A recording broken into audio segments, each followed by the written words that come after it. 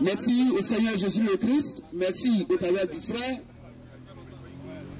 Notre frère premier baptisé.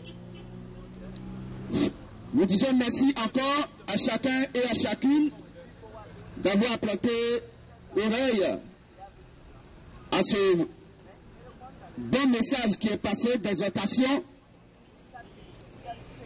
Et nous continuons encore un peu avec vous. Nous disons merci de ce que vous écoutez. Prenez feuille, prenez bic, notez les versets et lisez ensemble avec nous. Et c'est ce comportement que les premiers chrétiens, que des gens qui croient au véritable et réel Dieu, c'est ce comportement qu'ils ont eu. Quand on leur prêchait la parole de Dieu, ils vérifiaient avec la Sainte Bible pour savoir si ce qu'on leur prêchait était exactement écrit dans la Bible. Que je bénisse. Amen. Acte 17:11. À 17:11. Ces Juifs avaient des sentiments plus nobles que ceux de Thessalonique. Donc ces Juifs avaient des sentiments plus nobles que ceux de Thessalonique.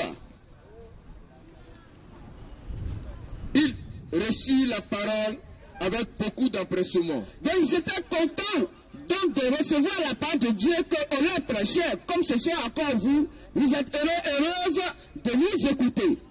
Et ils examinaient chaque jour les Écritures pour voir si ce qu'on leur disait était exact. Donc eux, ils vérifiaient toutes les prédications qu'on leur donnait. C'était une bonne habitude. Et c'est l'habitude que vous devez aussi avoir. C'est de vérifier ce qu'un homme de Dieu vous prêche. Donc ce que nous prêchons ce soir, vérifiez avec la Bible. Si ce n'est pas écrit dans la Bible, c'est que nous sommes des menteurs. C'est pourquoi de même, vous aussi, vous devez vérifier avec ce que vous, les hommes de Dieu qui vous prêchent dans vos lieux de prière. Vérifiez les prédications avec la Sainte Bible. Pour savoir si ce qu'on vous dit dans les lieux de prière, habituellement appelés les églises, que ce qu'on vous prêche est exactement écrit noir sur blanc dans la Bible. Pourquoi, frères et sœurs? Parce que nous savons que vous aimez le véritable Dieu. Ça, c'est vrai. Mais cela ne suffit pas. Tu peux aimer Dieu, c'est vrai. Mais tu peux l'aimer sous un faux angle. Tu peux l'aimer sous une fausse adoration. Parce que tu penses que l'adoration que tu fais, ou qu'on t'amène à faire, et comme on parle du nom du Seigneur Jésus le Christ, alors ce que tu écoutes est la vérité, pourtant tu es largement dans l'erreur sans le savoir. Qui se bénisse. Frères et sœurs, c'est pourquoi ce soir, nous vous interpellons pour qu'on puisse prendre garde à toute prédication que votre âme doit recevoir. Parce que Dieu ne vous juge pas directement. Selon Hébreux 13, verset 17, Dieu ne vous jugera pas directement, mais il vous jugera de par l'évangile que vous avez écouté, donc de celui-même qui a prêché et que vous avez écouté. Donc c'est ton homme de Dieu qui est d'abord jugé. S'il est trouvé digne donc de la vie éternelle, alors toi aussi ton âme est sauvée. Car ton âme dépend de l'évangile qu'il a prêché que tu as écouté. Hébreux 13, verset 17. Obéissez à vos conducteurs. Donc obéissez à ceux qui vous prêchent la parole. C'est ce qui est écrit. Et ayez pour eux de la déférence. Oui. Car ils veillent sur vos âmes. Ils veillent sur vos âmes. Comme devant en rendre compte. Comme devant en rendre compte. Qu'il en soit ainsi. Qu'il en soit ainsi. Afin qu'ils le fassent avec joie. Afin qu'ils le fassent avec joie. Et non en gémissant. Et non en gémissant. C'est qu'il vous ne serait d'aucun avantage. D'accord. Donc ce qui est important ici, c'est que c'est celui qui te prêche la parole de Dieu qui est le gardien de ton âme. Donc toi-même, ton propre âme là, tu ne gères pas. C'est ton âme de Dieu qui gère ça. Parce que c'est à lui que Dieu va demander compte de ton âme. Qui s'y bénit ça? Amen. Donc tu ne pourras pas dire que le salut est personnel, non. Le salut n'est pas personnel. Parce que si ton homme de Dieu n'est pas sauvé, toi tu n'es pas sauvé. Si ton homme de Dieu n'est pas sauvé, tu n'es pas sauvé. Personne ne dira donc que la foi elle est personnelle, c'est faux. La foi elle est commune. De la même manière que le salut est commun, la foi elle est commune. Puisque la foi vient de la prédication. Puisque la foi vient du corps de Christ. Donc la foi vient de la prédication de la parole de Dieu. Donc celui qui te prêche la parole de Dieu, c'est lui qui te communique la foi. Donc ce que lui il prêche, si cela n'est pas en accord avec la parole de Christ, il te communique la fausse foi. Et cette fausse foi va donner la mort à ton âme. Puisque c'est ce que ton homme de Dieu a prêché là, c'est sur la base de l'application de ton homme de Dieu que tu sois sauvé ou que tu es condamné. Donc il faut que tu sois sûr que dans ton lieu de prière, ce que ton homme de Dieu te prêche, donne la vie parce qu'il prêche exactement comme Christ l'a recommandé dans les Saintes Écritures. Puisqu'il est le gardien de ton âme. Et c'est lui que Dieu demande compte pour ton âme. Pour savoir si tu es sauvé ou pas, cela ne dépend pas de toi directement. Cela dépend de celui qui te prêche la parole de Dieu. C'est ce que dit 1 Timothée 4,16. C'est pas Paul pouvoir dire à Timothée, viens sur toi-même et viens sur ton enseignement. Moi, ce que moi, Paul, je t'ai prêché, Timothée, il faut que tu aies la même prédication exactement comme moi, Paul, sans t'en détourner ni à gauche ni à droite. Prêche exactement ce que je t'ai donné comme instruction, comme prédication. Persévère dans ces choses, car en agissant ainsi, tu te sauveras toi-même, Timothée, et tu sauveras donc le peuple qui va t'écouter. Donc la foi de Timothée est la foi de Paul. Et la foi donc de l'église où Timothée va prêcher est la foi donc de Timothée qui est la foi de Paul. Donc Paul, Timothée et l'assemblée de l'église qui écoute l'évangile doivent avoir la même prédication, la même foi, parce qu'ils doivent entendre la même chose qui est venue du prophète messager qui est donc le frère Paul. Puisque Paul est donc le prédicateur, le prophète de l'église des nations de l'église d'Éphèse. C'est pourquoi la Bible est claire pour dire que, tu vois, Amos 3, verset 7, Dieu peut rien faire sans avoir révélé ses secrets à ses serviteurs et les prophètes. Donc c'est le prophète qui est le détenteur de la parole véritable qui vient du véritable et réel Dieu, car Dieu ne peut rien faire sans avoir révélé sa parole au prophète. Donc la parole de Dieu qui est la vérité, sur Jean 17, 17, sanctifie-la par ta vérité, quand ta parole est la vérité, cette parole va au prophète, et c'est le prophète qui communique ça à l'assemblée de l'église.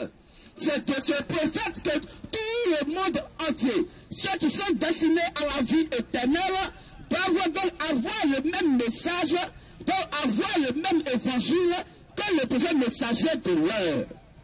Amos 3, verset 7. Car le Seigneur, l'Éternel, ne fait rien sans avoir révélé son secret à ses serviteurs, les prophètes. Amen. Donc c'est clair.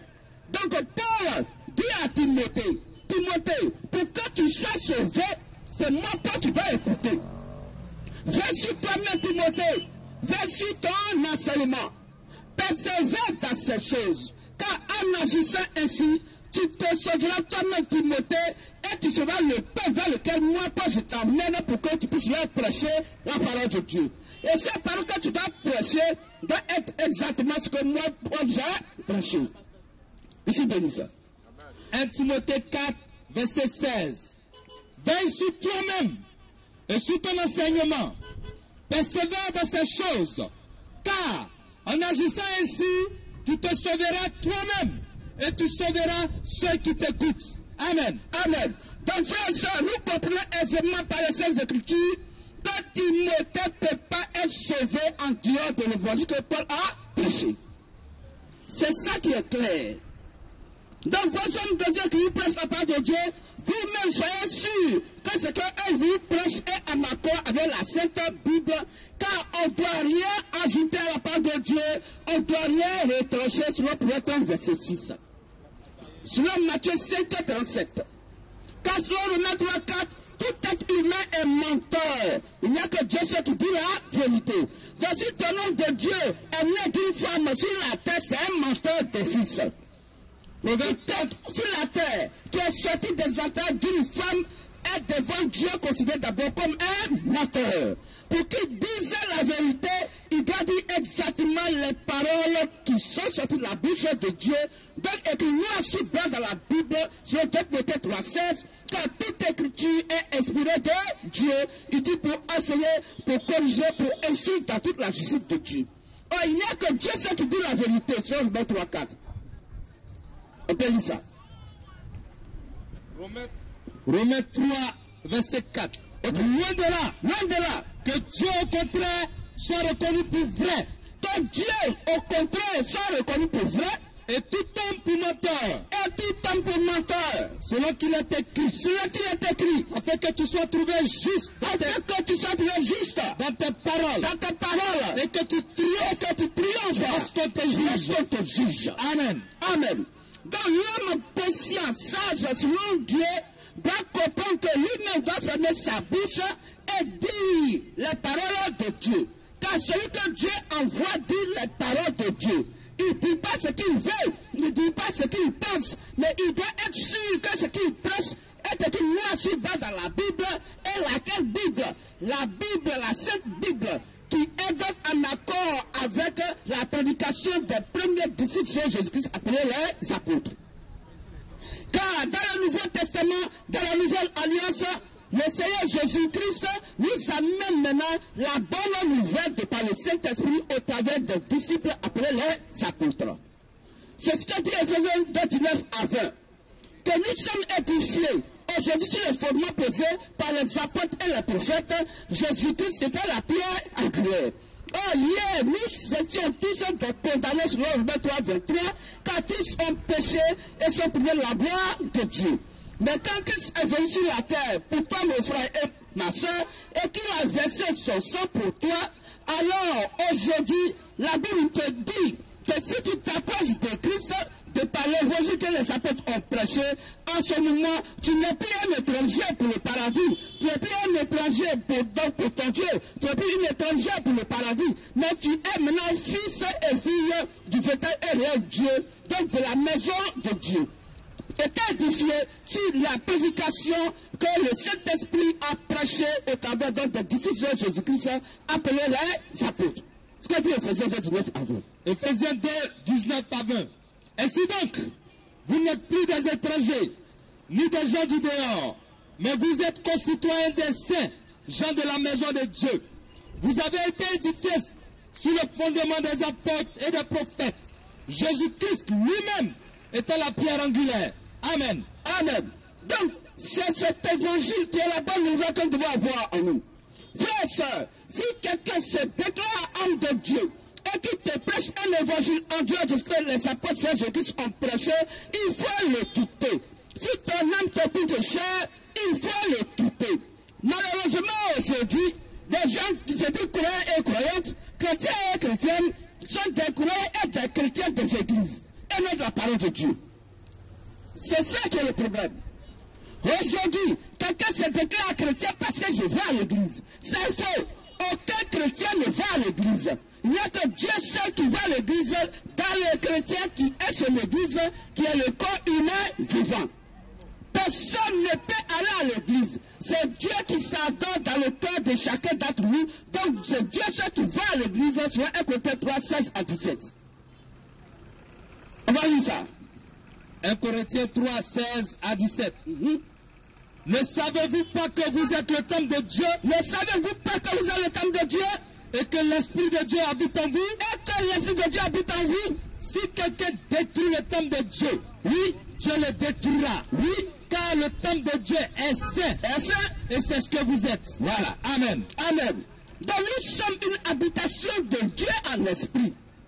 C'est ce qu'a dit Éphésiens 2, 22. C'est ce qu'a dit Hébreux 3, verset 6. Nous sommes la maison de Christ. C'est à nous que Dieu vient pour s'adorer.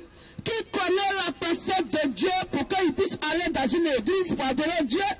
Pourtant, l'église pour Dieu n'est pas des bâtisses, ce n'est pas des bâtiments, Mais l'église selon Dieu, selon Christ, c'est le corps humain vivant. Raison pour laquelle la Bible dit, selon Acte 17, 24, 25, que Dieu n'habite pas dans des tentes de médecins. Donc, ce que les gens appellent habitement l'église, les 4 murs, les gens vont adorer le dimanche, Dieu n'est pas dans les 4 murs. Acte 17, verset 24 à 25. Le Dieu qui a fait le monde et tout ce qui s'y trouve, étant le Seigneur du ciel et de la terre, n'habite point dans des temples faits de mains d'hommes. Il ne peut servir par des mains humaines, comme s'il avait besoin de quoi que ce soit. Lui qui donne à tous la vie, la respiration et toutes choses. Amen. Amen. Dans la Bible est clair, frères et sœurs, Dieu n'est pas dans des bâtiments.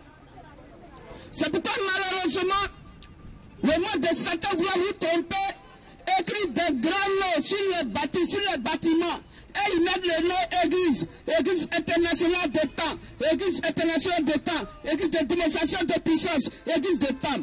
Une église est un être humain vivant et non un bâtiment. Parce que Dieu n'habite pas dans des bâtiments faits de mains d'hommes. Et Dieu n'a pas besoin qu'un être humain lui vienne en aide.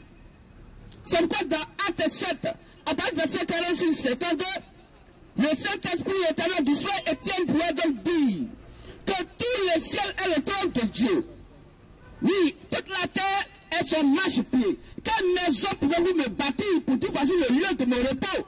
Homme au courant ainsi de cœur et d'esprit, vous vous opposez toujours au Saint-Esprit. C'est pas nous qui avons dit ça, frères et sœurs. Mais si quelqu'un pense qu'il va donc à l'église dimanche dans un bâtiment, il s'oppose au Saint-Esprit. Acte 7, verset 48 à 52. Mais le Très-Haut n'habite pas dans ce qui est fait de main d'homme, comme dit le prophète. Le ciel est mon trône. Le ciel est mon trône. Et la terre mon marchepied. Et la terre mon marchepied. Quelle maison me bâtirez-vous? Ah, donc tous ces bâtisses, puisqu'on appelle l'église, qui est là-bas? Il dit, quelle maison me bâtirez-vous? Dit le Seigneur. Dit le Seigneur. Ou quel sera le lieu de mon repos? Et quel sera le lieu de mon repos? N'est-ce pas ma main qui a fait toutes ces choses? C'est pas la main de Dieu qui a créé toutes choses? Homme au cou raide. Donc les gens sont au cou raide, leur cou est raide.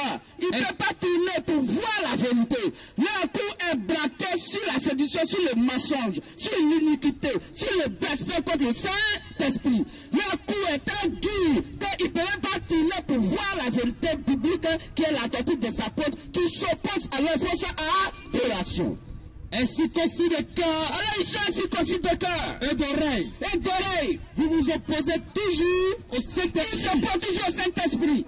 Ce que vos pères ont été. Ce que vos pères ont été. Vous l'êtes aussi. Vous êtes la même chose. Vous connaissez toujours la vérité. Et vous prenez le maçon dans le lieu de prière habituellement appelé les églises. Le cas des prophètes. Vos pères n'ont-ils pas persécuté? Oui. Ils ont tué ceux qui annonçaient d'avance la venue du juste. Voilà. Que vous avez livré maintenant. Oui. Et dont vous avez été les meurtriers. Vous qui avez reçu la loi d'après les commandements d'ange. Oui. Et qui ne l'avez point gardée. En entendant ces paroles. Quand ils ont entendu ces paroles que notre frère Étienne était en train de leur dire, ils étaient furieux dans leur cœur. Ils étaient furieux dans leur cœur. Et ils graissaient des dents. Et ils graissaient les dents contre nos frères. Mais Étienne, rempli du Saint-Esprit, et fixant les regards vers le ciel. En regardant vers le ciel, vit la gloire de Dieu. Oui. Et Jésus debout à la droite de Dieu. Merci frère. Donc frères et sœurs, si quelqu'un se déclare chrétien, pasteur à l'église dimanche, il est un menteur. Chrétien ne va pas à l'église. C'est Dieu qui va à l'église. C'est Christ qui va à l'église, qui est le corps humain vivant. C'est une fausse adoration de comprendre que l'église est un bâtiment. Dieu n'est pas là-bas. Quand les chrétiens sont dans un lieu, c'est là que Dieu se trouve. C'est pourquoi il dit là où deux ou trois sont assemblés à mon nom, je suis au milieu d'eux. De là où nous sommes ici sur la route verset 10, Christ est là parce que nous sommes là, étant dans notre cœur. Quand nous nous déplaçons avec Christ. Quand nous mangeons avec lui. Quand on voyage avec lui, parce que nous sommes sa maison mobile sur la terre.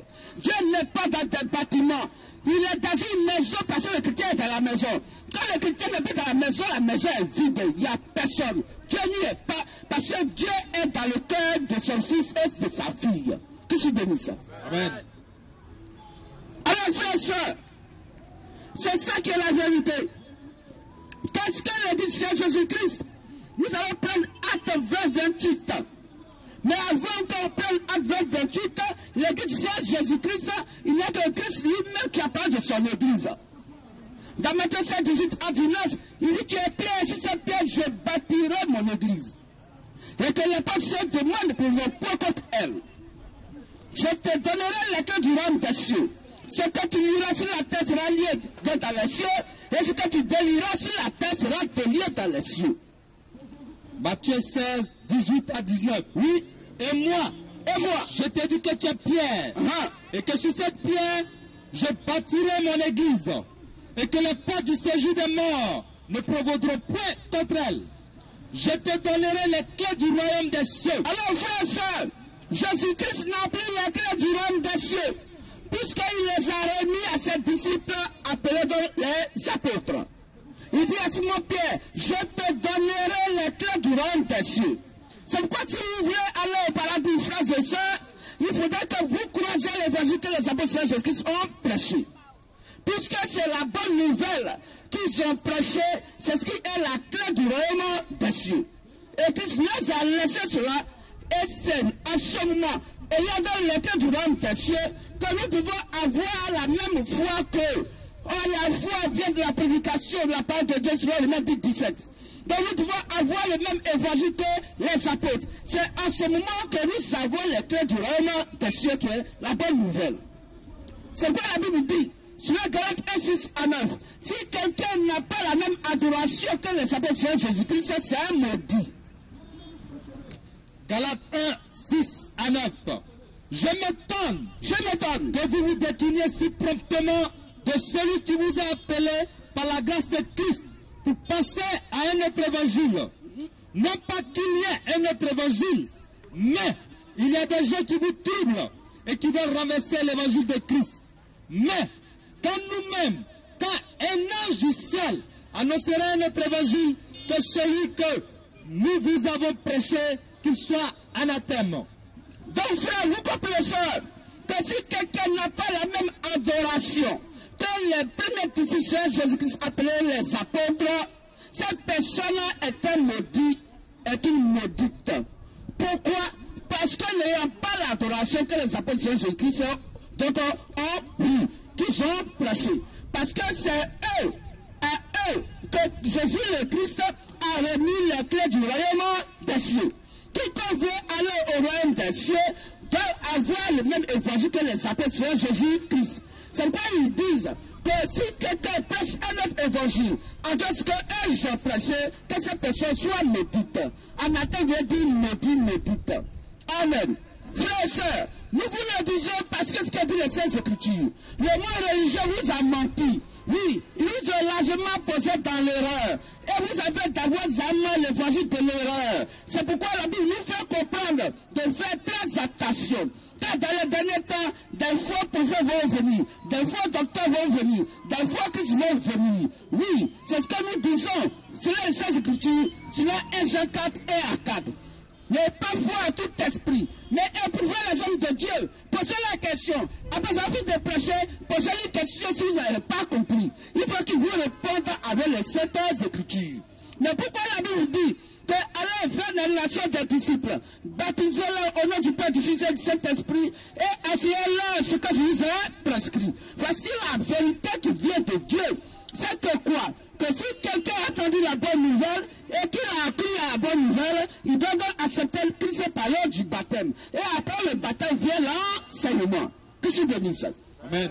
Quand nous lisons Matthieu 28, après verset 19 à 20, la Bible dit, allez faire des nations des disciples, baptisez-les d'abord et après asseyez-leur la parole de Dieu. Mais d'où vient d'un coup de catéchuménat 5 ans?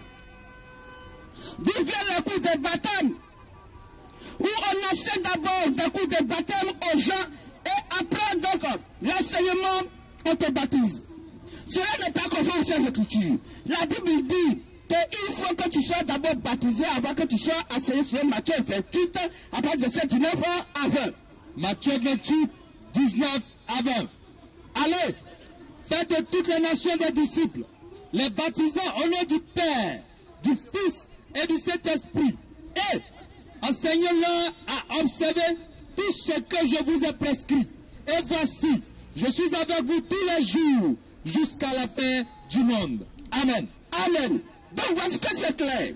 Mais la Bible dit dans les Romains 10, mais s'il n'y a pas de prédicateur, comment est-ce que les gens vont-ils croire à la parole de Dieu? Donc il y a ce qu'on appelle la bonne nouvelle et il y a ce qu'on appelle l'enseignement de la parole de Dieu, c'est différent. La bonne nouvelle, c'est de rendre témoignage que Jésus le Christ est le véritable et réel Dieu. Et aujourd'hui, la bonne nouvelle est donnée par la doctrine des apôtres. C'est quoi la Bible nous dit? Que dans le premier contact entre toi et quelqu'un qui se dit homme de Dieu, si la personne vient vers toi et qui ne t'apporte pas la doctrine de Christ, ne le reçoit pas chez toi à la maison. Et ne lui dit même pas salut. Donc la bonne nouvelle n'a rien à voir avec un enseignement. L'enseignement sur les mystères cachés de Dieu qu'on donne. Oui, après le baptême. Or, pour que tu sois baptisé, il faut d'abord croire que ce véritable Dieu, c'est Jésus-Christ, c'est lui qui t'a sauvé. Donc, on te dit, voilà comment il te sauve par la doctrine des apôtres. De reconnaître qu'il n'y a que par les apôtres que nous avons donc le salut. Que je bénisse. Romains 10, 14 à 15. Comment donc invoqueront-ils celui en qui ils n'ont pas cru? Et comment croiront-ils en celui dont ils n'ont pas entendu parler? Et comment entendront-ils parler s'il n'y a personne qui prêche? Et comment y aura-t-il des prédicateurs s'ils ne sont pas envoyés? Selon qu'il est écrit qu'ils sont beaux les pieds de ceux qui annoncent la paix, de ceux qui annoncent de bonnes nouvelles. Amen. Amen. Donc il faut que vous ayez la bonne nouvelle. La bonne nouvelle c'est quoi? C'est pas l'enseignement. La bonne nouvelle c'est de te faire comprendre que Romains 3, 23, nous tous nous étions destinés à aller à l'enfer. Car tous ont péché et sont privés de la gloire de Dieu. C'est que Romains 3, 23. À cause du péché d'Adam et Ève, nous tous nous étions destinés à aller à l'enfer. Or le salaire du péché c'est la mort. Or la mort pour Dieu c'est qu'on va à l'enfer. C'est ça qui est la bonne nouvelle. Quand le Saint-Esprit est venu dans Acte 2 de par l'intercession du Seigneur Jésus-Christ, ils ont apporté la bonne nouvelle. Sur Éphésiens 2, 19 à 20. Pour dire que vous n'êtes plus des étrangers, mais vous êtes des concitoyens des gens de la maison de Dieu. C'est ça qui est la bonne nouvelle. C'est ça la doctrine de Christ. Étant édifié sur le fondement posé par les apôtres et les prophètes, Jésus-Christ était la pierre angulaire. C'est ça qui est la bonne nouvelle. C'est à ça que nous devons croire et qui n'a rien à voir avec l'enseignement. Ce que dit Marc 16, 15 à 16. Celui qui croira et qui sera baptisé sera sauvé, mais celui qui ne croit pas sera condamné. Voilà comment la Bible est claire. Marc 16, 15 à 16. Oui. Puis il est dit, allez par tout le monde et prêchez la bonne nouvelle à toute la création. La bonne nouvelle. Celui qui croira, oui, et qui sera baptisé sera sauvé. Mais celui qui ne croira pas sera condamné. Amen. Amen. Donc, frères et sœurs, nous voulons vous dire par ces Écritures. Nous avons tous les mêmes Bibles dans le monde entier. Et nous ne lisons pas une autre Bible en dehors de la Bible que tout le monde a de manière universelle. Alors nous comprenons aisément que quand Jésus-Christ est venu sur la terre, les gens ne l'ont pas reconnu. Nous sommes dans Matthieu 16, à partir de verset 13, verset 15. Ils ne l'ont pas reconnu. Et il a demandé, mais qu'est-ce que les gens disent de moi ici? Moi, fils de l'homme. Et il dit, on dit que Jérémie qui est revenu. On dit que Jean-Baptiste. On dit que tu es un prophète. Donc personne ne savait même qui était Jésus-Christ. Même ses disciples ne savaient rien. Pierre lui-même, il ne savait rien. C'est pourquoi Jésus-Christ lui a dit mais que vous-même vous dites que je suis. Et Pierre par la dit que tu es le Christ, le Fils du Dieu vivant. Et Jésus-Christ lui dit que Hérode, Simon, fils de Jonas, quand tu dis, c'est ni la chair ni le sang qui te l'a dit, mais c'est le Père qui te l'a révélé. Voici. Donc Simon Pierre a eu une révélation qui venait de Dieu. qui vient donc du Père. Lui-même, il ne savait rien. Comme il ne savait rien, alors, vers le verset 23, il va dire à Jésus-Christ que tu as le Père à Dieu, tu ne mourras pas. Et Jésus lui dit, arrière de moi, Satan, quand tu mets un scandale, quand tes pensées ne sont pas les pensées de Dieu, mais tes pensées d'homme. Pour confirmer qu'effectivement, mon Pierre ne savait rien de ce qu'il était en train de dire et que cela était une inspiration qui venait de Dieu lui-même. Que je bénisse. Amen. Donc, il ne savait pas qui était Jésus-Christ. Il ne savait rien. Le monde donc juif, israélite ne savait rien de Jésus-Christ. Et cela, il va commencer donc à poser les bases de la rédemption de par l'évangile qui va être prêché par le Saint-Esprit. Et il va dire à Simon Pierre, quand tu es Pierre, je bâtirai mon église. Je te donnerai les clés du royaume des cieux. Ce que tu vas condamner sur la terre sera condamné dans les cieux. Et ce que tu vas donc libérer sur la terre sera libéré dans les cieux. Donc, frères et sœurs, nous comprenons aisément que c'est l'évangile que les apôtres de Jésus-Christ ont prêché. C'est ce qui est la voie du salut. Si quelqu'un pense avoir la foi, il faut qu'il ait uniquement l'évangile qu'eux ils ont prêché. Donc si tu es dans un évangile, ou tu es un évangile, ou tu écoutes un évangile qui est opposé à leur évangile, si tu as une adoration opposée à l'adoration des apôtres de Jésus-Christ, tu es largement dans l'erreur. Il faut sortir de l'erreur et viens à la Sainte Bible. C'est quoi? Nous lisons 1 Jean 4, après verset 4 à 6. Nous lisons 1 Jean 4, 4 à 6. Puisque c'est eux les disciples qui sont mandatés par Jésus-Christ. Nous devons avoir la même foi que les apôtres de Jésus-Christ. 1 Jean 4, 4 à 6. Oui. Vous, petits enfants, vous êtes de Dieu. Vous êtes de Dieu. Et vous les avez vaincus. Et vous les avez vaincus. Parce que celui qui est en vous, est plus grand que celui qui est dans le monde. Est plus grand que Satan qui est dans le monde. Ils sont du monde. Ils sont du monde. C'est pourquoi ils parlent d'après le monde. Ils parlent d'après le monde. Et le monde les écoute. Nous sommes de Dieu. Les apôtres sont de Dieu. Celui qui connaît Dieu, nous écoute. Écoute les apôtres. Celui qui n'est pas de Dieu, ne nous écoute pas. N'écoute pas la prédication. C'est par là que nous connaissons que l'on doit savoir l'esprit de la vérité. Si tu es dans la vraie adoration et l'esprit de l'erreur. Ou si tu es dans la fausse adoration. Amen. Amen. Alors, frères et sœurs, Jésus-Christ a donné Christus. Il a donné donc le plan du salut à ses disciples appelés les apôtres. En dehors de leur prédication, il n'y a pas de salut. Ce qu'ils ont condamné dans l'adoration, le Père a condamné parce que le Fils a condamné. Ce qu'ils ont fait dans l'adoration, c'est ce qui doit se faire dans toute assemblée de Dieu sur la terre pour qu'eux tous soient donc en accord et d'un même esprit avec Christ.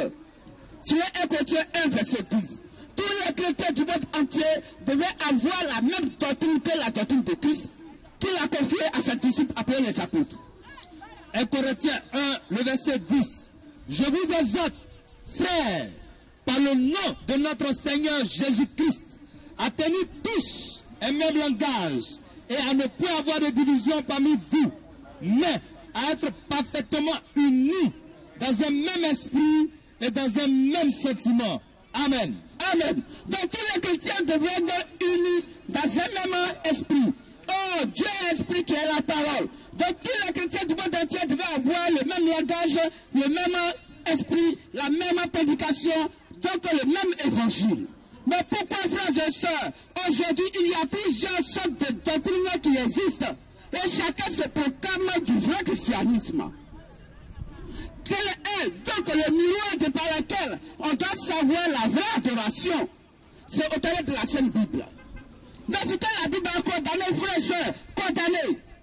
Ne regardez pas un être humain. Ne regardez pas donc à la grandeur d'un soi-disant homme de Dieu. Ce qui est important pour vous et pour nous, c'est ce qui est écrit noir sur blanc dans la Bible. Quelqu'un c'est vraiment homme de Dieu. Si ce qu'il prêche est en opposition de ce que les apôtres ont prêché, quittez-le. Sortez du milieu d'eux et venez à la vraie adoration. Parce que le vrai christianisme a pour socle la Sainte Bible. Le christianisme a pour socle la Sainte Bible. Le chrétien, c'est la Bible. Si la Bible est d'accord, il est d'accord. Si la Bible n'est pas d'accord, il n'est pas d'accord parce parce que la Bible n'est pas d'accord. Parce qu'il doit suivre exactement ce que la Bible lui recommande de faire. C'est pourquoi Jésus pourrait dire, si vous m'aimez, gardez mes commandements. Oh, le commandement de Christ, c'est sa parole. Cette parole-là, c'est celle à confier à ses disciples, Jean 17, verset 20. Pour dire que aucun ne peut être sauvé en dehors de la prédication des disciples Jésus-Christ. Car toute personne qui croit en moi, Jésus-Christ, doit avoir dans son cœur l'évangile que les apôtres ont prêché. Soit Jean 17, verset 20. Jean 17, verset 20. Ce n'est pas pour eux seulement que je prie, mais encore pour ceux qui croiront en moi par leur parole. Amen. Donc, frères et sœurs, pour qu'on soit sauvés et que Christ puisse nous accueillir donc dans le paradis, il dit nous devons avoir l'évangile que les apôtres ont prêché. C'est ça qui est la vérité. C'est pourquoi eux tous, quand ils ont parlé devant le Saint-Esprit, ils ont confirmé qu'en dehors de leur adoration, il n'y a pas de salut. En dehors de leur adoration, il n'y a pas la foi. En dehors de l'adoration des premières décisions de Jésus-Christ appelé les apôtres, il n'y a pas la vie éternelle. Il n'y a pas de vie. Parce que c'est l'évangile qu'ils ont prêché qui est la vie qui est Christ. Christ bénisse. Amen. Frère, c'est pourquoi les apôtres pouvaient dire dans 1 Corinthiens 15, après verset 1 ou verset 2, comme nous avons lu tout à l'heure, que c'est eux qui doivent être notre socle. Ils sont le modèle de l'adoration. Ils sont la maquette de la vraie adoration. C'est eux, on doit regarder pour qu'on soit les imitateurs dans l'adoration. Donc, frère, ceci d'atelier de prière, le modèle d'adoration des apôtres de Jésus-Christ n'est pas manifesté là-bas. Il faut sortir de là. C'est cette bonne nouvelle que ce matin de vous annoncer. 1 Corinthiens 15, verset 1 à 2. Je vous rappelle, frères, l'évangile que je vous ai annoncé, que vous avez reçu, dans lequel vous avez persévéré, et par lequel vous êtes sauvés, si vous le retenez tel que je vous l'ai annoncé, autrement vous aurez cru en vain. Dans la Bible dit, quand vous aurez cru en vain, si l'adoration que les apôtres de Jésus-Christ ont fait, c'est pas ce qui se passe dans le lieu de prière. Votre adoration elle est vaine. Vos sacrifices sont vains. Vos dîmes sont vaines. Vos offrandes volontaires vous faites à Dieu, c'est vain. Parce que après tout ceci, vous partez à l'enfer. Après toutes ces choses, payer dîmes à l'homme de Dieu, faire offrande, même vos jeûnes prières sont vaines parce qu'ils ne peuvent pas vous amener au paradis. Pourquoi? Parce que l'adoration que vous avez dans vos âmes n'a rien à voir avec la doctrine des apôtres, l'évangile que les apôtres de Jésus-Christ ont prêché. Il n'y a qu'un seul que Jésus regarde de par l'adoration. Le modèle de l'adoration, c'est ce qu'il a confié à ses disciples dans Matthieu 16, 18 à 19. Raison pour laquelle il dit que ce que vous allez condamner sur la terre, moi je condamné donc dans les cieux. Ce que vous allez donc libérer, moi aussi j'ai libéré. Donc Jésus-Christ ne peut pas sauver quelqu'un directement, c'est impossible. Il ne sauve pas directement. Il sauve au travers de l'évangile qu'il a confié à ses disciples par le Saint-Esprit. Matthieu 16, 18 à 19. Et moi, je te dis que tu es pierre, et que sur cette pierre, je bâtirai mon église, et que les portes du séjour des morts ne prévaudront point contre elle. Je te donnerai les clés du royaume des cieux. Ce que tu lieras sur la terre sera lié dans les cieux, et ce que tu délieras sur la terre sera délié dans les cieux. Amen. Amen.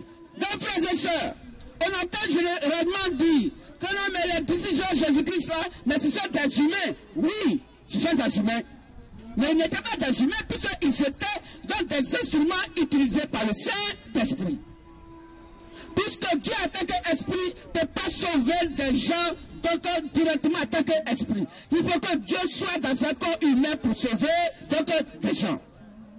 Qui se bénisse. Amen. Frères et sœurs, c'est pourquoi la Bible dit dans 2 Pierre 1, 20, 21 qu'aucune prophétie de l'Écriture ne peut jamais être l'objet d'une interprétation particulière. Personne ne peut interpréter la Bible à sa manière. Et c'est pas parce que les hommes ont voulu que Dieu a écrit, qu'il a envoyé ses paroles sur la terre, de par ses disciples, de par ses apôtres, de par ses prophètes. Mais c'est poussé par le Saint-Esprit que Dieu donc a amené des hommes à parler de sa part. Donc les êtres humains que Dieu a envoyés en tant que ses prophètes messagers, en tant que ses disciples appelés les apôtres, ils étaient des instruments de travail du Saint-Esprit. C'est le Saint-Esprit qui apparaît au travers d'eux. C'est pourquoi la Bible dit que celui que Dieu envoie dit les paroles de Dieu. Donc Dieu passe par un être humain pour sauver. Il passe par un être humain pour ouvrir l'esprit. De la même manière, Satan aussi passe par l'être humain pour envoyer des gens à l'enfer. C'est pourquoi Dieu fait attention à ce que vous écoutez dans les lieux de prière, puisqu'on va appeler les églises. Comment reconnaître que tu es dans l'erreur? La Bible dit que ce que tu as comme adoration doit être en accord avec ce que les apôtres ont prêché. En dehors de la prédication, tu es largement dans l'erreur qui te conduit à l'enfer. Que c'est béni ça. Amen. Retenez ça une fois pour toutes, frères et sœurs. C'est ce qui est écrit noir sur blanc dans la Bible. Si celui que Dieu envoie dit la parole de Dieu, alors vérifiez ce que vous prêchez avec la Bible. Il faut que ce que l'homme de Dieu te prêche, tu sois sûr que c'est écrit noir sur blanc dans la Bible. Si ce n'est pas écrit devant lui, mais pasteur, tu as dit telle chose. Quand je lis la Bible, je ne vois pas le verset. Montre-moi le verset biblique qui dit telle chose. C'est ça qui doit être votre réaction. Quand aujourd'hui des hommes de Dieu posent des actes en dehors de ce que les apôtres de Jésus ont fait, eux qui sont notre modèle dans l'adoration, fuyez ces hommes de Dieu. Fuyez-les. Oui, fuyez-les. Un homme de Dieu est vraiment un homme de Dieu envoyé par Dieu, que ce qu'il dit est en accord avec les Saintes Écritures, surtout l'évangile que les apôtres de Jésus ont prêché. Si un homme de Dieu s'oppose dans son adoration, dans sa prédication, à l'enseignement ou à la doctrine donc, du Seigneur Jésus-Christ, que les disciples donc, ont prêché, quittez ce temps. Alors comment vous allez les reconnaître? La Bible dit, vous les reconnaîtrez. Et la Bible les a tous démasqués donc, dans les Saintes Écritures. Et quand nous lisons, donc, Matthieu 23, verset 13, ils sont conscients qu'ils ne vont pas au paradis. Ils sont conscients qu'ils ne vont pas au paradis. Mais ils ne vont pas aller seuls à l'enfer. Donc ils vont partir avec vous. On va lire ça. Matthieu 23, le verset 13. Malheur à vous, scribes et pharisiens hypocrites, parce que vous fermez aux hommes le royaume des cieux. Ils ferment aux hommes, ils vous ferment le royaume des cieux. Eux-mêmes, ils ne vont pas au paradis. Et ils vous ferment la porte du paradis. Vous n'y entrez pas vous-même. Donc eux-mêmes, ils ne vont pas au paradis eux-mêmes. Et vous ne laissez pas entrer ceux qui veulent entrer. Et vous-même qui voulez aller au paradis, ils ne vous laissent pas entrer au paradis. Pourquoi? Parce qu'ils vont mettre dans vos cœurs, dans votre âme, un enseignement qui n'a rien à voir avec l'évangile de Christ. Ils vont prêcher un évangile social. Dans ta vie à Dieu, qui veut mariage, onction de mariage, onction de voyage. Quel est le verset qui parle de onction de mariage? Quel est le verset biblique qui parle de onction de voyage? Il n'y en a pas. C'est un évangile alimentaire, social. C'est Romains 16 et 16 à 18. Ils prêchent pour leur bonne vente. Ils prêchent pour vous faire plaisir. Quand ils savent que vous avez besoin que vous dites ces bonnes choses, pourquoi vous pouvez leur donner votre argent, ils vont bouffer. Qui s'est béni ça? Donc nous regardons au miroir des disciples de Jésus-Christ. C'est pour les disciples appelés les apôtres. Et vous devez regarder donc à leur adoration. Et comparer cela avec ce que vos hommes de Dieu vous prêchent. Si ce que vos hommes de Dieu vous prêchent n'est pas en accord, n'est pas ce que les apôtres ont prêché, quittez ce lieu de prière habituellement appelé Église. Dieu n'y est pas. Pour que vous puissiez avoir la vie éternelle, il faut que votre âme puisse prendre la parole de Dieu qui est en accord avec la prédication de ses premiers disciples appelés les apôtres. Que c'est béni ça. Romains 16, 17 à 18. Je vous exhorte, frères, à prendre garde à ceux qui causent des divisions et des scandales, au préjudice de l'enseignement que vous avez reçu. Éloignez-vous d'eux, car de tels hommes ne servent point Christ notre Seigneur, mais leur propre ventre, et par des paroles douces et flatteuses, oui, ils séduisent les cœurs des simples. Amen. Amen. Donc voici comment aujourd'hui, les soi-disant églises d'aujourd'hui sont à PME, PMI, petites et moyennes entreprises, petites et moyennes industries.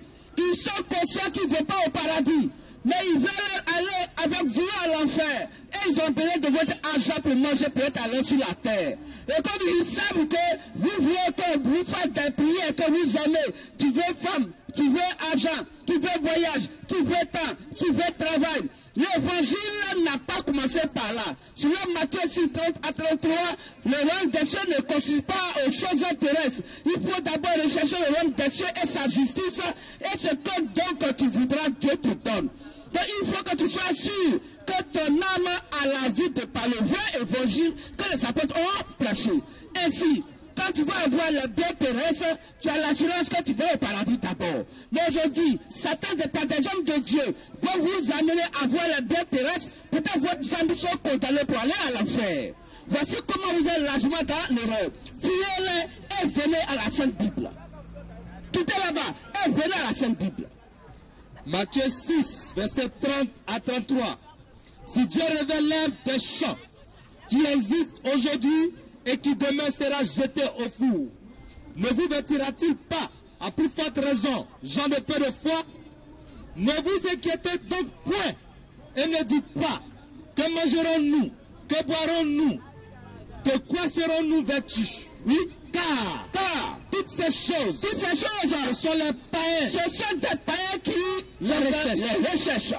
Votre Père Céleste, Donc, votre Père Céleste, qui c'est que oui, vous en avez besoin. on a besoin de toutes ces choses. Cherchez premièrement Alors, cherchez premièrement la vraie adoration sur la le terre. royaume et la justice. Il faut chercher premièrement le MVM et son adoration. Quand tu as ça maintenant en toi, alors tout le bien terrestre que tu veux, quand Dieu t'accorde cela, alors tu vas manger en paix parce que le jour où tu quittes la terre, tu vas au paradis. Et toutes ces choses vous seront données par-dessus. C'est ça qui est la vérité, frères et sœurs. Donc, fuyez toute personne qui n'est pas d'accord avec les apôtres de Jésus-Christ à l'adoration. C'est pourquoi, voici ce qu'eux, ils ont condamné. Voici ce que le Saint-Esprit a condamné au travers des disciples de Jésus-Christ. Oui, frères et sœurs, écoutez attentivement et prenez ces versets. Et ouvrez vos Bibles, lisons ensemble. Car la sagesse, c'est Dieu qui donne la sagesse. Et cette sagesse-là, il n'a pas donné à tout le monde. Il n'y a qu'à ses enfants qu'il avait l'intelligence de comprendre sa parole. Car il a caché donc sa parole aux gens de la terre qui se disent sages. Et il s'est révélé aux enfants. Donc la compréhension de ces écritures ne dépend pas de l'intellectualisme. Non. Ça ne dépend pas du modernisme, ça ne dépend pas de la sagesse humaine, ça ne dépend pas donc des traditions donc des hommes.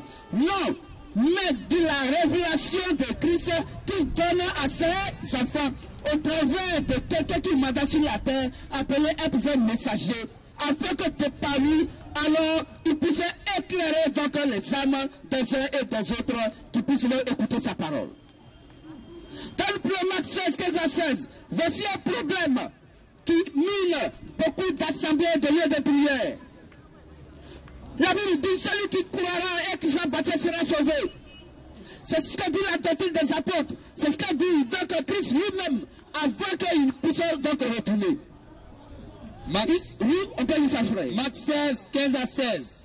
Puis il a dit, allez par tout le monde et prêchez la bonne nouvelle à toute la création.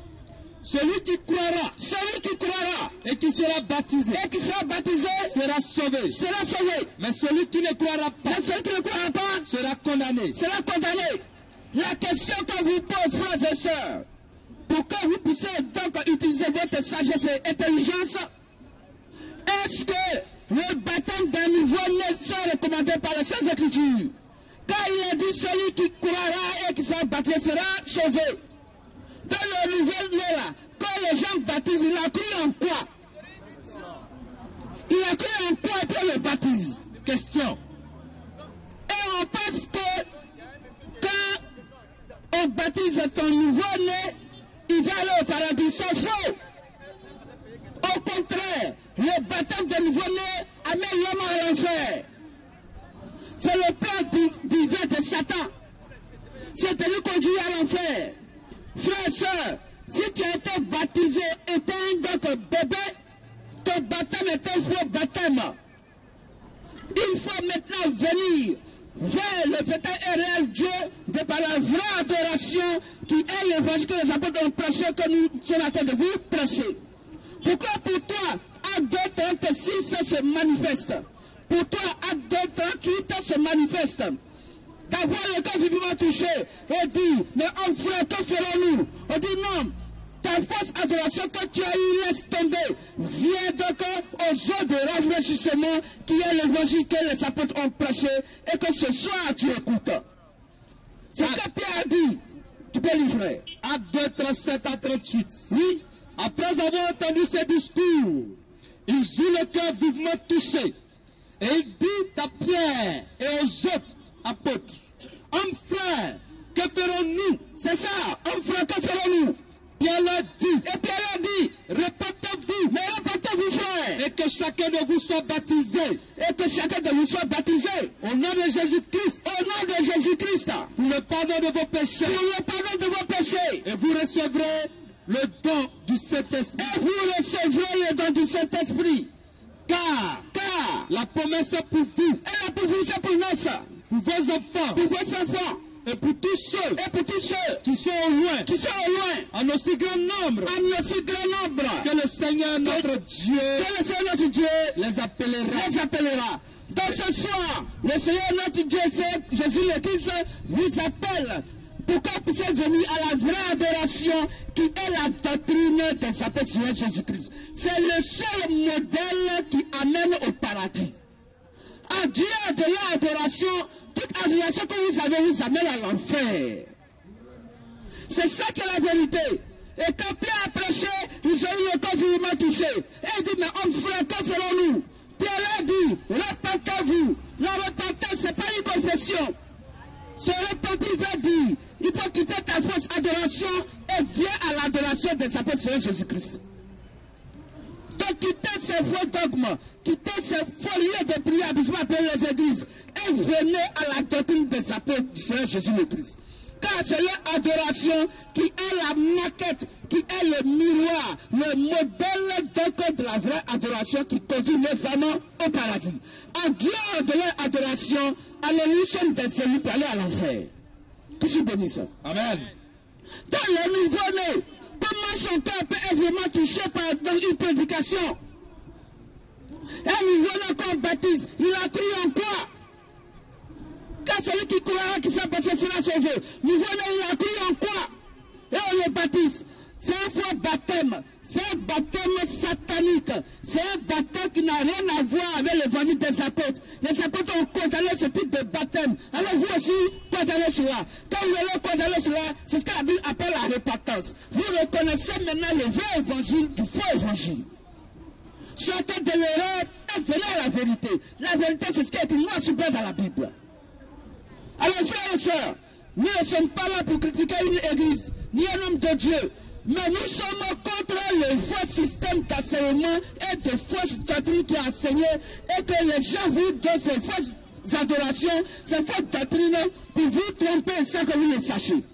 Mais nous savons lire écrit. Nous toujours savons ce qui est écrit aussi bon dans la Bible. Mais utilisez la sagesse et l'intelligence que Dieu vous a donnée.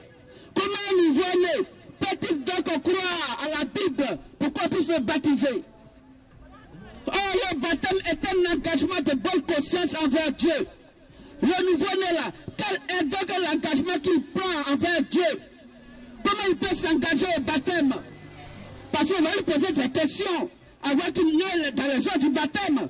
Comment un nouveau-né peut-il répondre? Ce baptême est un faux baptême. Les gens vous ont trompé. Vous êtes largement dans l'erreur. Sortez de l'erreur. Si vous êtes né de Dieu, venez à la Sainte Bible. Car celui qui est né de Dieu écoute les paroles de Dieu. Que je bénisse. Amen. Donc voici le premier point que les apôtres n'ont pas fait dans l'adoration. Le baptême de nouveau-né.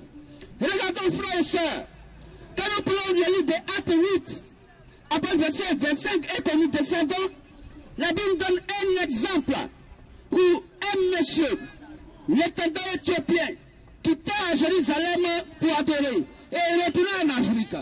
Et il lisait un passage d'Ésaïe. Et quand il lisait le passage, le Saint-Esprit a amené notre frère Philippe à aller vers lui pour lui poser la question. Mais est-ce que ce que tu lis, tu comprends? Il dit, mais si la personne peut m'expliquer, comment pourrais-je donc comprendre? Et Philippe a commencé à lui annoncer la bonne nouvelle. Philippe ne lui a pas donné des enseignements, mais lui a donné la bonne nouvelle. Comment savons-nous que c'est la bonne nouvelle? C'est dans l'engagement au baptême que nous savons que c'est la bonne nouvelle que Philippe lui a donnée. Parce que la Bible dit, et Philippe commença à lui donner la bonne nouvelle. Et il pose la question. L'Éternel dit, mais qu'est-ce qui m'empêche d'être baptisé? Qu'est-ce qui m'empêche d'être baptisé? Et puis il dit, si tu crois que Jésus-Christ est donc le Fils de Dieu, il est le Messie, alors je te baptise. Donc voici ce que Philippe lui a dit. C'est de croire que Jésus-Christ est donc Dieu lui-même. Ce n'est pas un enseignement. Ce n'est pas un enseignement. Il lui a apporté la bonne nouvelle. Que Jésus-Christ est mort pour toi. C'est pour toi qu'il est mort. Alors si tu l'acceptes, alors il faut t'engager par l'heure du baptême et tu seras baptisé. Et c'est ce qui a eu lieu. Donc l'Éternel a posé la question à Philippe, mais qu'est-ce qui m'empêche d'être baptisé? Et Philippe a dit, mais si tu crois que Jésus-Christ est Dieu et le Fils de Dieu, alors je te baptise. Il dit, voici de l'eau, baptise-moi. Et les deux sont descendus du champ sur la route et l'Éternel a été baptisé sur le champ. Ils n'ont pas attendu 6 mois de cours de baptême. Ils n'ont pas attendu 5 ans de cours de catéchuménat. Ils n'ont pas attendu donc 3 mois de cours de base. Non. Mais sur la route, l'Éternel a été baptisé. Voici le modèle de la vraie adoration concernant donc le vrai baptême selon le Saint-Esprit, selon Dieu lui-même, selon la doctrine des apôtres. Si tu crois et que tu acceptes que Christ est mort pour toi, alors on te baptise parce que tu as écouté la bonne nouvelle que je suis en train de te donner. Il n'y a pas de condition pour que quelqu'un puisse attendre des années pour être baptisé, des mois pour être baptisé. Ce baptême est un faux baptême. Voici ce que les apôtres ont condamné. Que je bénisse. Amen. Que je bénisse. Amen. Frère, le geôlier aussi, le gardien de la prison, la même nuit, a été baptisé avec sa famille. Il n'a pas attendu longtemps pour se faire baptiser. Que je bénisse. Amen. Dans Acte 2, quand Pierre a prêché l'évangile, 3000 personnes ont accepté le même jour-là l'évangile. Le même jour-là, ce n'est pas 5 ans de cours de catéchuménat. Ce n'est pas 6 mois de cours de base ou de baptême, non. Mais ils ont accepté l'évangile et le même jour-là, ils ont été baptisés. Voici le vrai baptême selon la Sainte Bible. Le baptême ne peut pas être conditionné par la pensée humaine. Que je bénisse. Acte 2, verset 41. Ceux qui acceptaient sa parole furent baptisés. Et en ce jour-là, le nombre de disciples s'augmenta d'environ 3000 âmes. Amen. Amen. Donc, frères et sœurs, voici les différents éléments, parmi tant d'autres, que les apôtres n'ont pas fait. Si ces choses se font dans le lieu de prière, sortez de là. Le Saint-Esprit n'a pas conduit celui qui t'a prêché la parole de Dieu. Donc toi aussi, alors tu es concerné, alors tu dois sortir. Si tu restes dedans, ton âme sera dedans pour l'enfer. C'est pourquoi quand nous prenons 1 Timothée 4 et à 4, la Bible dit que voilà comment vous allez reconnaître les faux hommes de Dieu. Oui, 1 Timothée 4 et à 4. 1 Timothée 4, 1 à 4. Mais l'Esprit dit expressément que dans les derniers temps, quelques-uns abandonneront la foi. Quelques-uns abandonneront la foi pour s'attacher à des esprits séducteurs. Pour s'attacher à des esprits séducteurs. Et à des doctrines de démons. Et à des doctrines de démons. La Bible nous fait comprendre que ce sont des doctrines de démons. Ça ne vient pas du Saint-Esprit, ça ne vient pas de Jésus le Christ. Continue, frère. Par l'hypocrisie de faux docteurs. Ce sont des faux docteurs hypocrites. Portant la marque de la flétrissure dans leur propre conscience. Ils sont conscients qu'eux, ils vont à l'enfer. La marque de la mort, de la condamnation est liée à leur esprit, leur âme. Prescrivant de ne pas se marier. Dans la Bible, nous donnons les hommes. Ils vont dire de ne pas se marier. et de s'abstenir d'aliments que Dieu a créés pour qu'ils soient pris avec action de grâce. Oui, Par ceux qui sont fidèles par ceux qui sont fidèles et qui ont connu la vérité. et qui ont connu la vérité. Car Car tout ce que Dieu a créé est bon tout ce que Dieu a créé est bon et rien ne doit être rejeté. et rien ne doit être rejeté. Pourvu qu'on le prenne, oui, avec action de Avec grâce. action de grâce. Amen. Amen. Dans les doctrines des démons, va dire de ne pas se marier. Regardez dans le monde entier, dans les lieux d'adoration, où un homme de Dieu, pour qu'il puisse servir Dieu, il ne se marie pas. La Bible dit que ce sont les doctrines des démons. Dans les lieux de prière, où on impose des gens de ne pas manger tel aliment, telle viande, tel jour, pour adorer Dieu, la Bible appelle ça des doctrines des démons. Sortez du milieu de ces lieux de prière, de ce qu'on appelle les églises, et venez à la vraie adoration des apôtres de Jésus le Christ. Car eux, ils n'ont pas adoré de cette manière. Car la Bible dit que tout ce que Dieu a fait est bon. On doit manger de tout par ce de grâce et de prière. Si quelqu'un dit je ne mange pas porc pour adorer Dieu, c'est un menteur. Il n'a pas le Saint-Esprit. Si quelqu'un dit je ne mange pas tel aliment pour pouvoir adorer Dieu, c'est un menteur. Il est rempli de l'esprit de l'erreur satanique. Sors donc ce lieu de prière, frères et sœurs, et viens à la vraie adoration que l'évangile que les apôtres ont prêché. Parce que eux, ils n'ont pas adoré de cette manière. Puisque Acte 4 et 4 dit que ce sont des démons qui font ce genre de choses. On nous fait croire que dans l'époque là, l'époque, Dieu dit dans le livre de Lévitique qu'on ne doit pas manger un porc qui a les cornes fendues et les pieds foutus. Que je bénisse. Après ça, aujourd'hui, il y a des gens en adorant Dieu, ils mangent du porc. Mais vous montez sur la terre ici en Côte d'Ivoire, il n'y a pas un porc qui a des pieds. Le porc a des pattes. Il n'y a pas un porc qui a des cornes. Dans le porc qu'on ne doit pas manger, il doit avoir des cornes. Il n'y a pas porc qui a cornes. Donc nous, on mange tous les porcs qui n'ont pas cornes. Et dans ce monde entier, on n'a jamais vu un porc qui a cornes. C'est une fausse manière de comprendre les Saintes Écritures. Dieu est dans les détails. Et il faut le comprendre dans les détails. Si quelqu'un dit qu'il ne mange pas de porc parce qu'il est écrit dans le livre de Lévitique qu'on ne doit pas manger un porc qui a des cornes foutues, quel porc sur la terre qui a donc des cornes? Nous, les porcs qu'on mange à Côte d'Ivoire, aucun porc n'a cornes. Non, on mange ça. Que c'est béni ça. Comprenez que Dieu n'est pas dans la pensée des êtres humains. Dieu n'est pas en accord avec la tradition des hommes. Dieu n'est pas un philosophe humain. Selon Colossiens 2:8. Que c'est béni ça. Frères et sœurs, Satan a pris en main le monde entier. Et Satan vous fait faire des adorations qui s'opposent à l'adoration des disciples de Jésus-Christ.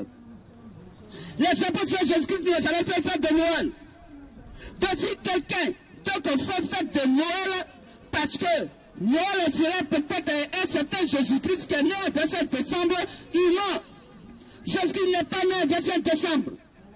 Jésus-Christ est né en avril. Il est mort en avril. Que je bénis ça. Ces fêtes-là sont des fêtes démoniaques. Ce sont des fêtes sataniques. Les fêtes de Saint-Valentin. Aucun apôtre de Jésus-Christ n'a fêté Saint-Valentin. Et le seul saint qu'on connaît dans la Bible, c'est Jésus-Christ. Vous voyez que Satan fait l'apologie de ses fils. Saint-Valentin. Parce que Jésus m'a mis c'est à côté. Vous pensez qu'on parle du Seigneur Jésus-Christ. On parle de ses Écritures. Qui vous a dit que Valentin est saint? Et c'est toute personne qui a la parole de Christ dans son cœur, qui est l'évangile que les apôtres ont prêché. Qui se bénit ça? Donc, la fête de Saint-Valentin, qui est la fête des amoureux, dont Jésus-Christ était un amoureux. Saint-Valentin, et tout le monde est dessus. Et les hommes de Dieu sont dessus. Et Saint-Valentin même, ça bouge dans les lieux de prière, je m'appelle les églises. C'est la conduite satanique, frères et sœurs, qui tente dans ces dogmes religieux, qui sont quoi la pensée humaine, que les gens donc transposent dans les lieux de prière, habituellement appelés les églises. C'est ce que le ministère de la loi de Minuit, Matthieu verset 6 appelle, il est minuit. Minuit, c'est un moment où l'être humain pensant adorer Dieu va adorer Dieu avec la personne humaine, des dogmes, des choses qui n'ont rien à voir avec la doctrine des apôtres. Apprenez donc l'intellectualisme, apprenez donc l'homme sa propre pensée, et il dit que c'est ce que l'homme a dit là, c'est ce qu'on va donc suivre dans l'adoration. La Bible dit, il est minuit. Minuit, c'est toute fois qu'on s'oppose à l'adoration que les apôtres de Jésus-Christ donc ont fait. Frère aimé, oui, tu peux lire, frère. Colossiens 2, verset 8. Oui. Prenez garde que personne ne fasse de vous sa proie. Que personne ne fasse de vous sa proie. Par la philosophie. Par la philosophie. Et par une vaine tromperie. Et par une vaine tromperie. S'appuyant sur la tradition des hommes. Ils vont s'appuyer sur la tradition des hommes. Sur les rudiments du monde. Donc un chrétien qui dit que lui, il ne mange pas, il aime pour adorer Dieu. Il ne mange pas pour parce qu'il veut adorer Dieu. Et on appelle ça les rudiments du monde. La tradition des hommes. Les gens ont envoyé ça dans les lieux de prière. De telle sorte qu'on ne connaît pas la différence entre bailli et puis quelqu'un qui se dit chrétien. Le sorcier, le démon, le sorcier, le féticheur, il est celui à la maison avant et puis il laisse coris. Mais toi aussi tu laisses ton coris. Ton coris tu le laisses. Seulement quand tu as mis fil dedans. Sinon c'est même coris là. Féticheur laisse coris.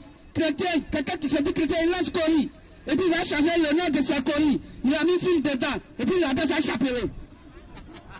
Voilà la différence entre et puis le féticheur. Le même féticheur du village là. Il a son chapelet, il consulte. Chrétien aussi a un chapelet, il consulte. Vous êtes même chose sans le savoir. Frères et sœurs, sortez du milieu de ces choses-là. La Bible interdit l'adoration de Dieu dans les lieux de prière, où il y a donc des sanctuaires, des représentations humaines de Dieu ou de quoi que ce soit. Il ne doit pas avoir une représentation d'un être humain ou de quoi que ce soit dans un lieu de prière. Oui. Donc les différentes grottes que les gens ont dans les lieux de prière, c'est pas normal. Les apôtres n'ont pas fait grotte de Marie. Eux-mêmes, ils ont mangé avec Marie. Ils ont vu Marie. Ils ont touché Marie. Ils n'ont pas fait statue de Marie. Aucun n'avait statue donc du Père. Qui a vu une fois Dieu, le Père, et puis il va faire sa représentation sur la terre. Il n'y en a pas. Donc le fait que les gens présentent des statues d'un Jésus, Jésus est toujours encore enfant dans la main de Marie. Mais de toi, moi, comment ce Dieu va te sauver? Parce que s'il est encore enfant et qu'il est encore dans la main de Marie, dans la statue, mais jusqu'à quand est-ce que ce sang va verser pour toi? S'il n'a pas grandi, si on l'a pas amené à la croix, si ce sang n'est pas versé, ton Jésus qui est dans la main de Marie, dans la statue là, son sang ne t'a pas versé, tes péchés ne sont pas pardonnés. Deutéronome 27, tes péchés ne sont pas pardonnés. C'est ça l'erreur dans laquelle les gens vous mettent. Mais vous êtes très intelligents pour bien comprendre ces choses. Nous ne disons pas pour vous vexer. Nous ne disons pas pour vous parler mal. Nous ne disons pas pour que vous soyez donc des hommes et des femmes maîtris. Non. Mais nous le disons parce que c'est la vérité biblique. Et c'est ce qui est écrit noir sur blanc dans la Bible. Car ça, faisant de sang, il n'y a pas de pardon de péché. C'est ce qui est écrit. Donc si le sang de Christ n'est pas encore versé pour vous, dans vos lieux de prière, où vous avez encore votre Jésus, comme Marie a tient toujours dans la main, mais si ce sang n'est pas versé, mais vos péchés ne sont pas pardonnés. C'est que vous êtes condamnés pour aller à l'enfer. Parce que votre homme de Dieu vous amène. Vous amène votre âme à la condamnation. C'est il faut que vous le sachiez. Vous avez l'intelligence et la sagesse. Lisez les Saintes Écritures et comprenez que si Jésus-Christ est encore enfant, si son sang n'est pas versé, vous n'avez pas le pardon des péchés de vos âmes.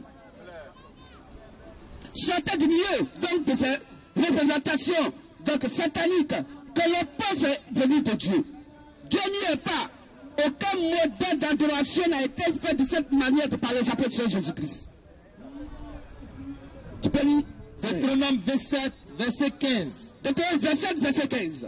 Maudit soit l'homme qui fait une image taillée ou une image en fonte, abomination de l'Éternel, œuvre des mains d'un artisan, et qui la place dans un lieu secret.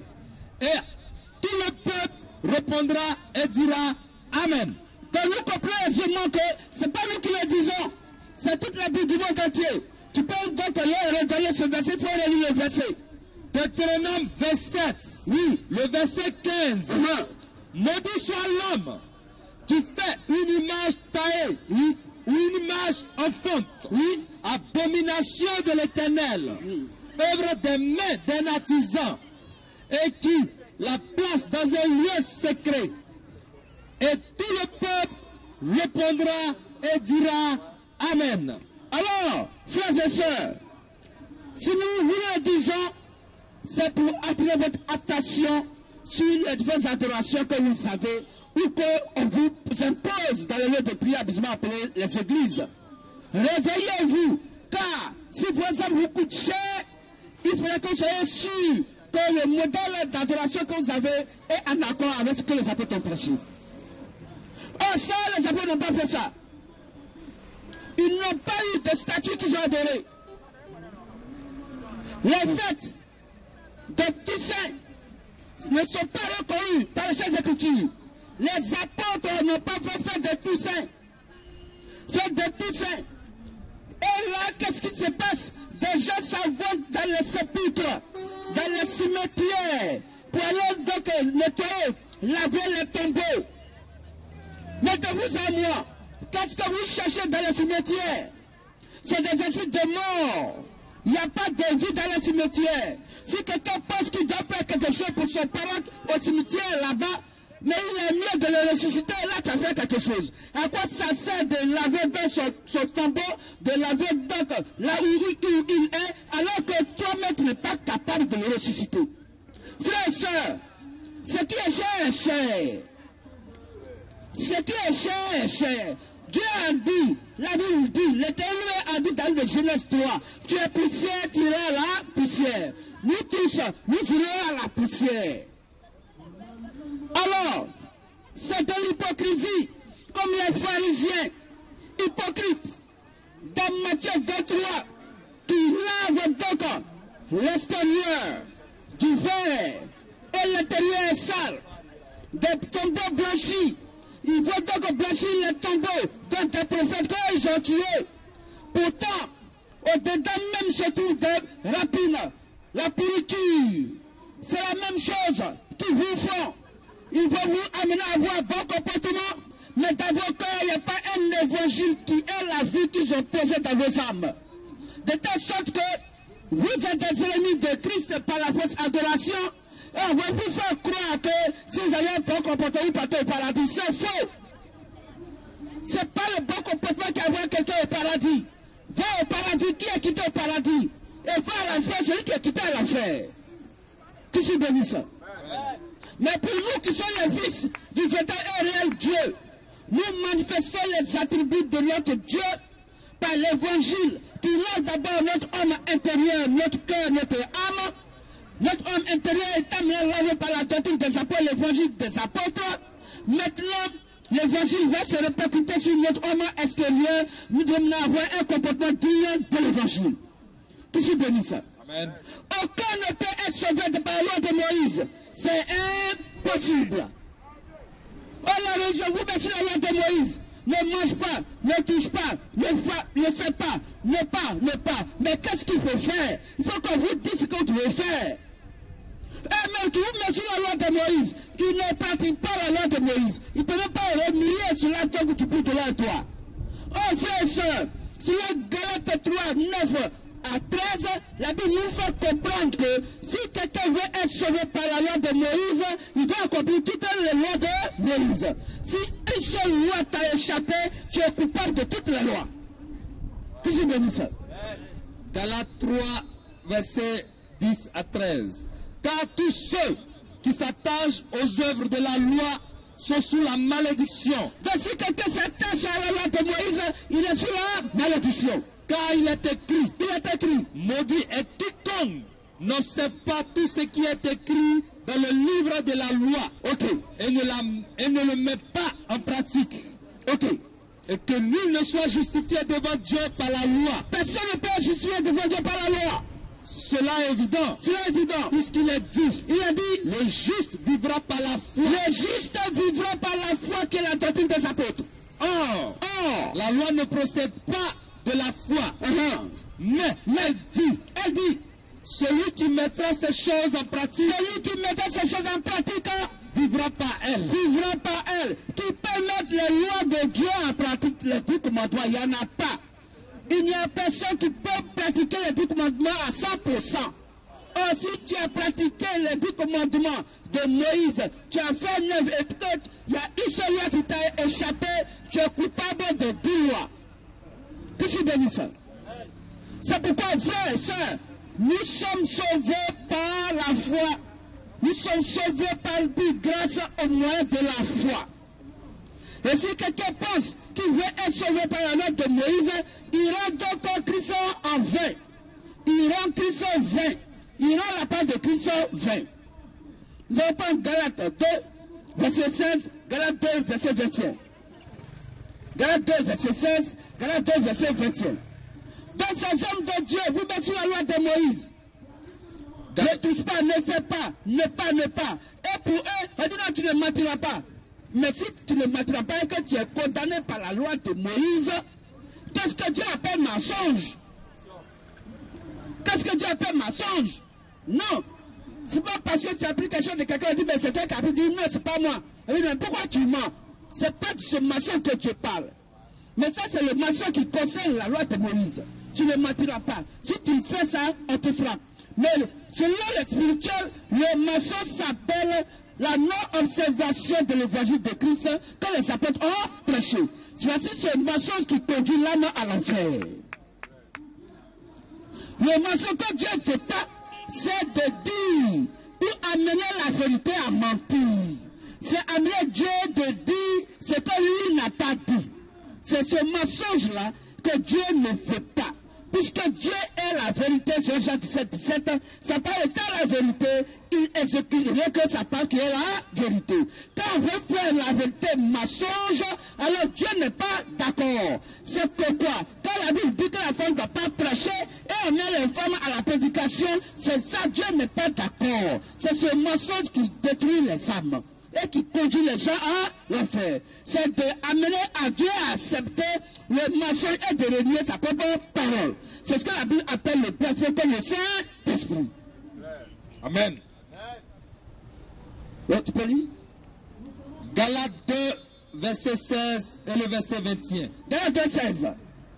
Néanmoins, sachant que ce n'est pas par les œuvres de la loi que l'homme est justifié, donc personne n'est justifié par les œuvres de la loi, mais par la foi. Mais sommes justifiés par la foi en Jésus-Christ. Nous aussi, tous les apôtres disent que eux aussi, nous avons cru en Jésus-Christ. Ils ont cru en Jésus-Christ. Afin d'être justifiés par la foi en Christ. Ils sont justifiés par la foi en Christ. Non pas par les œuvres de la loi. Non pas par les œuvres de la loi. Parce que nulle chair. Parce que personne ne sera justifié par les œuvres de la loi. Ne peut être justifié par les œuvres de la loi. Donc votre loi de Moïse, eux-mêmes ne peuvent pas pratiquer la loi de Moïse et ils vous mettent sur la loi de Moïse. Alors si vous les écoutez, vous allez à l'enfer avec eux. Galates 2, verset 21. Galates 2, 21. Je ne rejette pas la grâce de Dieu. Oui. Car si la justice s'obtient par la loi, oui, Christ est donc mort en vain. Donc si la justice de l'homme, si nous devons être justifiés par Dieu par les œuvres de la loi, alors Christ est mort en vain. Car la mort de Christ n'est pas donc manifeste ou manifestée pour nous conduire à la loi. Mais la mort de Christ donc est venue pour nous conduire à la grâce qui va nous mettre dans les mains de la foi. Or la voix est Christ lui-même qui est sa propre prédication sur le 17.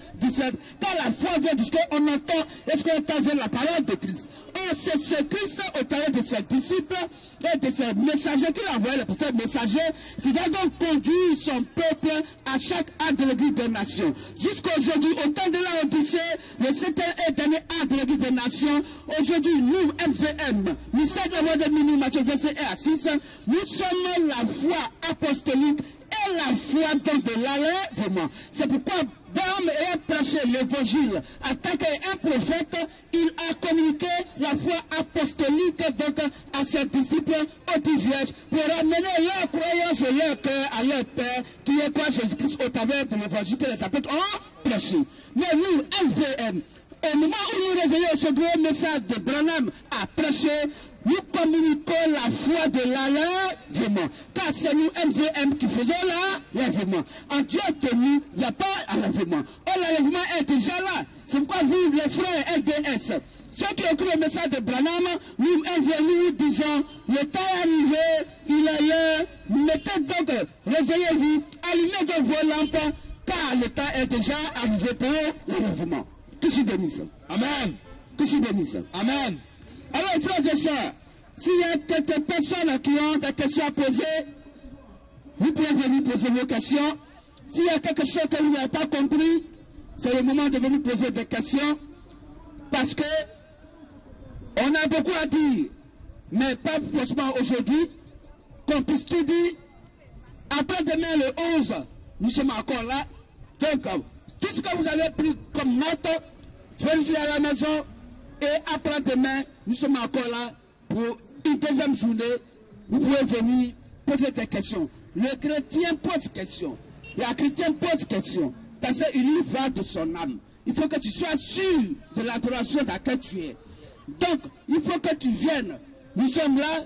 Vous pouvez poser des questions. Si vous n'avez pas compris quelque chose, on va ouvrir les Saintes Écritures et la Bible donc va nous conduire. Que je bénisse. Amen.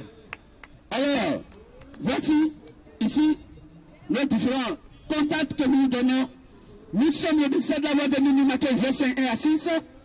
Précisément dans ce quartier, l'église locale de la rivière de Cocody, parce que l'église doit porter le nom de la localité où les chrétiens et chrétiennes s'assemblent pour prier. Exactement comme le Saint-Esprit l'a fait avec nos frères dans la foi, les apôtres, qui, eux, n'ont pas eu d'église internationale de temps, église internationale de démonstration de puissance de temps, église de guérison totale, non. Mais les assemblées d'église qui existaient, c'était des assemblées qui portaient le nom de la localité, où les gens s'assemblaient pour prier. C'est quoi dans Apocalypse 1, verset 11, la Bible nous a parlé de l'église d'Éphèse, l'église de Thyatire, de Sardes, l'église de Laodicée, et ainsi de suite. Il y a l'église donc de Corinthe, de la Bible parle, l'église donc de Rome, et ainsi de suite. Alors l'église doit porter le nom de la localité où les frères et les sœurs s'assemblent pour prier. Que je bénisse. Amen. Donc le frère va donner les différents contacts. Nous prions. Ok. Non loin de la pharmacie Mputo, arrivé là, la pharmacie Mputo sur ce goudron, vous pouvez appeler donc sur ces différents numéros. Nous prions le dimanche, tous les dimanches, à partir de 9h jusqu'à 12h. Tous les dimanches de 9h à 12h.